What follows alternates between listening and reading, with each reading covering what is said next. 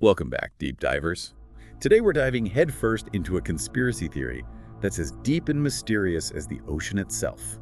The mermaid conspiracy. Oh, yeah, the idea that these mythical creatures, half human, half fish, aren't just something out of fairy tales, but real, and that someone somewhere is working very hard to keep it all a secret. Exactly.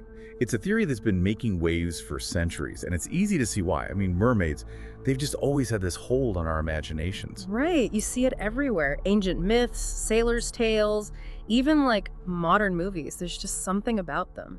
It's true. And, that sense of mystery, especially surrounding the ocean, it's a powerful thing. The ocean, it's still largely unexplored, like so much of it we just don't know. And that's where these conspiracy theories come in. It's not just what we don't know, it's also like that distrust of authority, that feeling that maybe we're not getting the full story. That's a good point.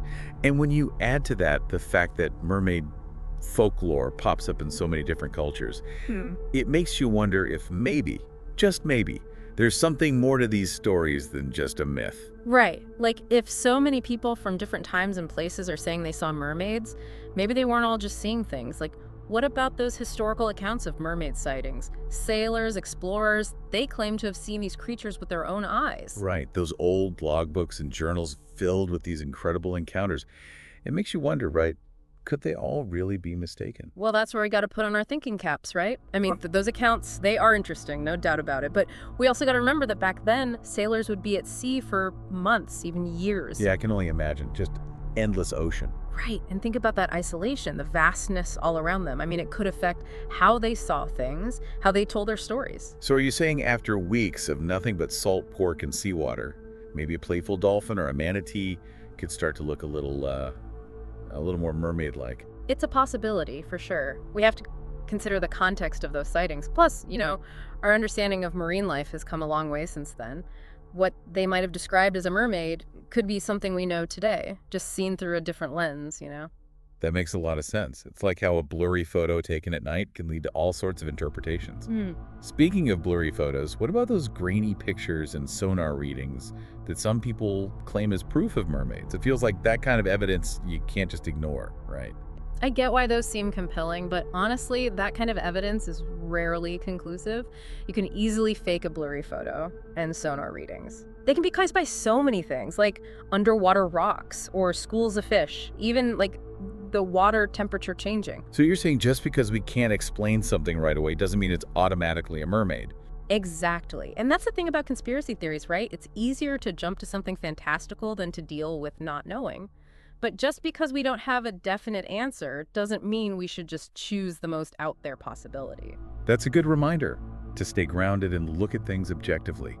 But what about the argument that the government is covering up the existence of mermaids? That they're hiding some top secret information? That feels a little harder to disprove. It's the classic conspiracy theory idea, isn't it? The big, powerful entity hiding the truth from us. And it plays on that distrust we talked about before. But let's think about it practically. To cover up something as big as mermaids would require a huge global effort. We're talking countless people, organizations, all keeping quiet. Yeah, when you put it like that, it does seem pretty unlikely. And imagine the logistics. All those marine biologists, the researchers, oceanographers out there, you think they'd all just stay silent if there were real evidence of mermaids. That's true. It seems like the scientific community would be going crazy, not keeping it a secret. And then there's the question of why. Why would governments go through all that trouble to hide mermaids? Some theories say it's to prevent panic. Others say it's about exploiting them, like for resources or something. But honestly, none of them really make sense when you look at them closely. It's like we get caught up in the excitement, the what-ifs. But when you step back and think about the logic, it all kind of falls apart. It's all about finding that balance, right? Yeah. Being curious, but also thinking critically. We can be fascinated by the mystery without letting go of our ability to analyze things. The ocean is full of amazing things, even if those things aren't exactly what we might expect. That's a great point. The ocean is full of incredible creatures, real ones that are just as fascinating as any myth. But what about the siren song idea? That those eerie, unexplained sounds we hear underwater, that they're connected to mermaids. Now, that really gets to me. Oh, yeah, that's a creepy one, isn't it? The ocean, it's a noisy place, and some sounds we just haven't figured out yet. But before we go jumping to mermaids luring sailors to their doom, We should consider some other explanations, maybe some more likely ones. Okay, I'm listening. What else could be making those spooky sounds down there? Well, first off, whales. Whales are known for their complex vocalizations, all those clicks, whistles, songs. They can travel for miles underwater, and some of them, they're really loud and can sound pretty eerie, especially if you don't know what you're listening to. Oh yeah, I guess they do have pretty impressive vocal ranges. So what you're saying is, what some people think is a mystical siren song could actually just be a whale singing. It's possible. And don't forget about sounds we make. Sonar from ships and submarines, explosions underwater, even just the noises from, like, oil and gas exploration. All of that adds to the ocean's soundscape. Wow, you don't really think about all that activity going on down there. Yeah. It makes sense that those sounds can be misinterpreted, especially with all the mermaid stories out there. Right. It's all about context. We tend to fill in the gaps with what we already know, what we've heard, what we want to believe. The ocean's always revealing new stuff, new sounds, new creatures. Just because we haven't identified something right away doesn't mean it's supernatural. It's a good reminder that even with all our technology and exploration, there's still a lot of mystery in the world, especially in the ocean. Absolutely. And that mystery, it keeps us going, keeps us asking questions, keeps us diving deeper into what we don't know. And sometimes what we find is even more incredible than the mix we make up. I like that. So we've talked about those old accounts, blurry photos, government cover-ups, even the mysterious siren song. But what about evolution? Some people who believe in mermaids say they could be a branch of humans that evolved to live in water. What does science say about that? That's where we get into the whole world of evolutionary biology. And while it's true, humans and marine mammals share a common ancestor, way back, the idea of humans turning into mermaids, it faces some pretty big challenges. What kind of challenges? Is it really that hard to imagine our ancestors taking a different evolutionary path and adapting to life underwater? Well, to live entirely in water, you need a whole bunch of special adaptations. Think about breathing, regulating your temperature, moving efficiently in water. These are complex changes, and they take millions of years of evolution to happen. So it's not just about trading legs for a tail and holding your breath for a long time. Not quite. There's the aquatic ape hypothesis, which suggests that maybe humans went through a water phase in our evolution, but most scientists don't really agree with it. And the fossil record. That's our best look into the history of life. And it doesn't show any creatures that look anything like the mermaids we imagine. So while it's a cool idea, the science doesn't back it up. But that doesn't mean the fascination with mermaids is going away anytime soon, does it? Not at all. And that's what's so interesting about this whole thing. It's not just about whether mermaids exist or not. It's about our desires, our need for wonder, for something beyond what we know. It's like those mermaid stories give us a peek into a different world. A world where magic and mystery are still real. But maybe, just maybe, the real magic is that our planet is still full of surprises, just waiting for us to find them. I think you're right. Sometimes the best discoveries aren't the ones we're expecting. They're the ones that make us rethink everything we thought we knew. And who knows, maybe one day we'll find something in the ocean that changes everything. And that's something to think about. But before we get too carried away with possibilities, let's talk about the other side of this. What are some of the dangers of believing in the mermaid conspiracy? What could be the downsides? That's a good question. It's fun to play with these ideas, but we also need to know what might happen if we take them too seriously. One of the big dangers is misinformation. Conspiracy theories often twist facts, misinterpret things, even make stuff up to support their claims. So it's like trying to build something solid on a shaky foundation. It might look good at first, but it won't hold up. Exactly. And that misinformation, it can lead to people not understanding the natural world and even slowing down scientific progress. We get so focused on chasing shadows that we miss the amazing things right in front of us. You're right. It's like we're so busy looking for mermaids that we forget to appreciate all the incredible life that's actually in our oceans. And that brings me to the second danger. It can distract us from taking care of our oceans. Pollution, climate change, overfishing, those are real threats. And if we're too busy worrying about mythical creatures, we might miss our chance to fix these problems. And those problems, they affect all of us, not just the creatures in the ocean. Our oceans, they help keep our planet healthy, give us food, and support so many ecosystems. Exactly. Protecting the oceans isn't just about saving whales or coral reefs. It's about making sure our planet is healthy for everyone, now and in the future. It's a powerful thought. Whether mermaids exist or not, there are so many real creatures facing real dangers. We have to do what we can to help. I agree. It's our job to be good caretakers of our planet and protect all the amazing life it holds. And sometimes that means figuring out what's real and what's not and focusing on what we can actually change. That's a really good point. So, while the mermaid conspiracy might get our imaginations going, we also need to remember to think critically and look for real evidence. But that doesn't mean we have to stop being curious, right? Not at all. In fact, I'd say the opposite. The more we learn about the ocean, the more we realize how much there is still to learn. There's so many unanswered questions, so many mysteries just waiting to be discovered. And that's what makes it so exciting. It's like we're standing at the edge of a whole new world, and every new discovery brings us closer to understanding our amazing planet. And who knows, maybe someday we will find something that makes us rethink everything we thought we knew. But for now, let's focus on what we do know, appreciate the real wonders of the ocean, and do our part to protect them. It's kind of funny, how talking about mermaids, about hidden truths and stuff, it makes you think about, what we believe and why. That's true. Why are we so drawn to these conspiracy theories, even when the evidence is, a bit shaky or it doesn't really make sense? Well, I think it's part of being human, right? We want to make sense of the world, find explanations, connect the dots, even when those dots might not really be connected. So when we come across something we just don't understand, like the ocean, our minds try to fill in the blanks, even if it means making up explanations that aren't really real. Exactly. And the ocean is the perfect place for that. It's huge, mysterious. We still don't know so much about it. It's easier to imagine, hidden creatures and secret societies than to accept that some things we just don't have the answers to. It's like those old maps, the ones that say, here be dragons in all the unexplored parts. We're drawn to the unknown, but we also want to give it a name, a face, a story. Right. And those stories, the myths and legends, they serve a purpose. They help us deal with fear, with uncertainty, with feeling like things are out of our control. Conspiracy theories, they can make you feel like you have some control, like you're in the know, even if what you know isn't really true. It's like having this secret key that unlocks the truth, even if that truth is just something you made up. But there's also this distrust of authority that comes with it, right? Like it's all connected somehow. Oh, definitely. These theories, they thrive when people don't trust institutions, experts, the media. When people feel like they're not getting the whole story from official sources, they start looking for answers somewhere else, even if those answers are kind of far out there. It's like saying, well, if you're not going to tell me the truth, I'll find my own truth, even if that means believing in mermaids. Right.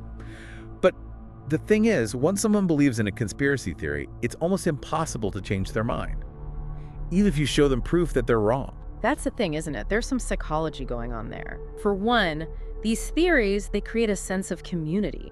People who believe the same thing, they feel like they're part of a special group, the ones who know the real truth. And that can be very powerful. It's like being in a secret club. You have this knowledge that makes you feel special, like you're on the inside. Exactly. And the more someone believes something, the harder it is to let go of that belief, even when they see proof they're wrong. It becomes part of who they are, how they see the world. It's like if they admit they were wrong, their whole world falls apart. And these theories, they play on our emotions too, right? Like fear and anxiety. For sure. Think about the mermaid conspiracy. It taps into those deep fears we have about the ocean. What's out there, in the dark, in the depths. It makes us anxious about what might be lurking beneath the surface. So it's this mix of psychological needs, social dynamics, and our own emotions that makes these theories so appealing and so hard to debunk. That's a good way to put it. And it's important to remember that we can all fall for this kind of stuff, even if we think we're good at thinking critically. We all have our blind spots, times when our emotions get in the way of seeing things clearly. Makes you think, right? So if we're all wired to look for patterns and explanations, how do we keep ourselves from believing misinformation and those stories that play on our emotions? Well, the first thing is to be aware of it. Know that we all have biases, that our brains are wired to look for connections, even if they're not really there. We need to pay attention to how we think and question what we believe. So it's like taking a step back and saying, okay, why do I believe this? Is it based on facts, or am I just trying to feel more certain, more in control? Exactly. And then, of course, find good sources of information, scientific journals, reliable news organizations, experts who know what they're talking about. Those are the voices we should be listening to. And if we hear something that sounds crazy or too good to be true, we got to be skeptical, right? Don't just believe it. Do your own research, look at different sources, and find evidence to back it up. Exactly. And be careful of sources that rely on, like, personal stories or emotional appeals. Those can be really persuasive, but they don't always mean something is true. Like they say, just because a lot of people say something happened doesn't mean it's a fact. We need proof, something that can be verified, tested, and supported by different sources. Right. And it's okay to change your mind. If you find new evidence that contradicts what you thought before, be open to changing your view. That's what a real critical thinker does. I like that. It's about being open to learning, to changing how we see the world as we get more information. But I want to go back to mermaids for a second. Even though we've talked about some of the claims and busted some myths, there's still something about them that's just, romantic, this appeal that goes beyond logic and evidence. Absolutely. Mermaids have been a part of our imagination for so long, and there's something beautiful and fascinating about these half-human, half-fish beings living in the deep ocean. And that romanticism, I think, is why people still believe in them. It's our desire for mystery, for wonder, for something more than just everyday life. I agree. And while it's important to base our understanding of the world on evidence and critical thinking, there's also room for imagination and wonder. We need those things to stay curious, to keep exploring, to be interested in the world around us. Because without them, life would be pretty boring, wouldn't it? You got that right. So even though we might not find any real mermaids swimming around, we can still appreciate the stories and the sense of wonder they give us. And who knows, maybe one day we'll find something just as amazing that changes how we see the natural world. Now there's a thought to leave our listeners with. But before we go there, let's talk about some of the real creatures that might have given people the idea of mermaids in the first place. And we'll also talk about why it's so important to protect our oceans and all the amazing things they hold. Stick around. Welcome back to the deep dive. It's funny, how sometimes the truth behind these myths and legends can be just as interesting as the stories themselves. Oh, totally. It makes you wonder if those sailors from way back, maybe they weren't completely wrong, just maybe they saw things a little differently than we do now. Exactly. Yeah. So let's talk about some of the real creatures that could have inspired those mermaid tales. I've always thought manatees were pretty fascinating, those big, gentle sea cows. Could they be the reason for some of those sightings? They're definitely a good candidate. Think about it. They're large mammals, they breathe air, so they come to the surface a lot. From far away, especially if the water's rough or it's not easy to see, the way they move, so slow and graceful, and how they lift their heads out of the water. Yeah, it could look like something more human-like. And they're flippers. I know they're not arms, but I can see how someone might think they were hands, especially if they just got a quick look. Wow. Plus, manatees like to hang out in coastal areas, closer to where people are. Right. And their cousin, the dugong, they've got that forked tail, which could have added to the whole mermaid image. You can picture sailors seeing that tail disappear under the water and thinking, ooh, mermaid. It really changes how you see those old stories, doesn't it? Makes them seem a little more real. What about seals or sea lions? I've heard that might be part of the mermaid mystery too. Oh, absolutely. Seals and sea lions, they're so smooth and elegant in the water. Those sleek bodies, the way they can lift their heads and even clap their flippers, it could totally look like something more human-like, especially if the light's bad or the sea's rough.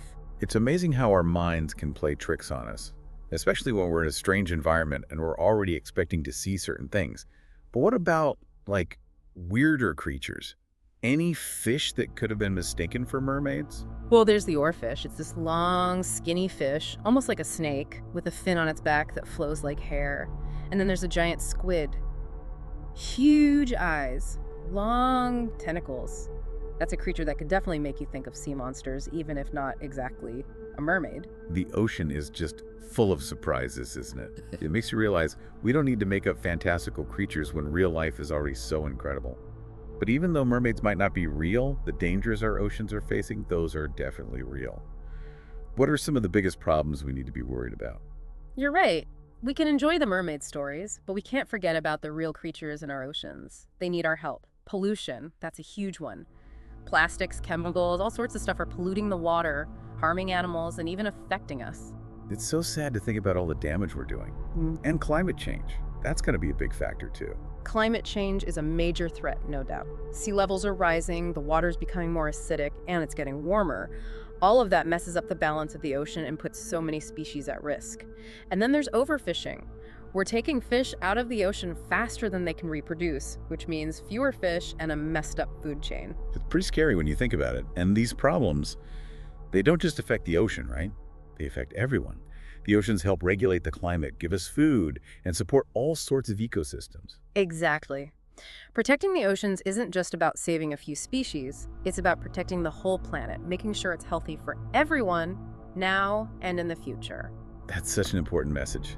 Even if mermaids don't exist, there are countless real creatures facing real dangers, and we have a responsibility to do what we can. I couldn't agree more. It's our duty to take care of our planet and all the incredible life it has, and sometimes that means being honest about what's real and what's not, and focusing our energy where it can really make a difference. That's a great point. So, even though the mermaid conspiracy might be fun to think about, it's important to use our critical thinking skills and look for real evidence. But that doesn't mean we have to stop being curious, right? Not at all. Actually, the more we discover about the ocean, the more we realize how much we still don't know. There are so many questions out there, so many mysteries waiting to be solved. That's what makes it so exciting. It's like we're exploring a whole new world, and every discovery brings us closer to understanding this amazing planet we live on. I love that. So, to all our listeners out there, we want to hear from you.